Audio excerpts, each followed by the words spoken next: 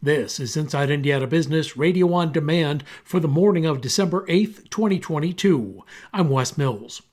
Whitestown-based Weaver Popcorn Manufacturing has invested $64 million over the past 18 months as the company responds to growing market demand, especially in the ready-to-eat sector. In addition to the Whitestown plant, Weaver also runs 2 facilities in the Grant County town of Van Buren and 1 in Pennsylvania. A majority of the investment, $50 million, went towards the Boone County operations, says Chief Operating Officer Tim Engel. We spend a lot of money to overdo the climate controlling and to have basically almost no humidity in those kitchens. And what we don't want to do is we don't want to expose the pop kernel to moisture or anything that's going to give it that, let it go stale quick. The company also announced a partnership with the Folds of Honor Foundation, a nonprofit that provides educational scholarships to the children and spouses of America's fallen or disabled service members. Wind farm developer EDP Renewables North America has signed a power purchase agreement with steelmaker Cleveland-Cliffs. The company will acquire most of the electricity generated at a 200-megawatt wind farm in Randolph County. Cleveland-Cliffs says this project is part of its goals to reduce emissions by 25% by 2030. The wind farm is expected to be operational in 2025. Carmel-based printing services business UN Communications Group has been acquired by Michigan-based marketing communications firm Phoenix Innovate. Terms of the deal were not disclosed.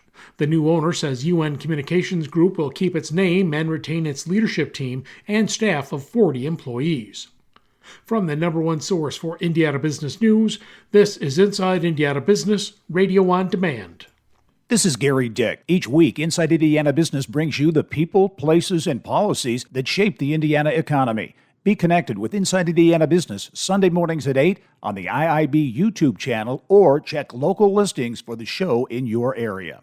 IBJ Media delivers business news covering central Indiana and the entire state. The Indianapolis Business Journal and Inside Indiana Business are now part of the same family. Look to the IBJ for in-depth coverage of central Indiana's business community and tap into Inside Indiana Business for stories that extend throughout Indiana. 2 resources, unlimited business insights that help you stay informed and get ahead. Learn more at ibj.com and insideindianabusiness.com.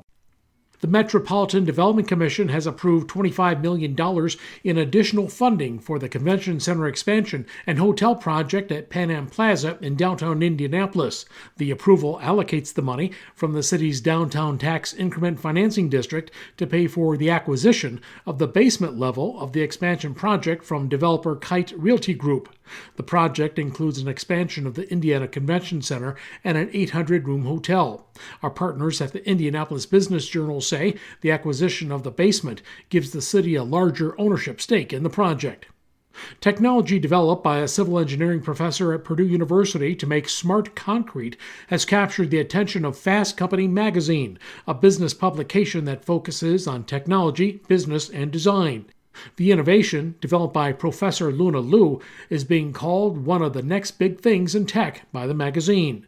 By adding sensors during the pouring of concrete, the smart concrete can communicate with engineers about its strength, weakness, and need for repairs.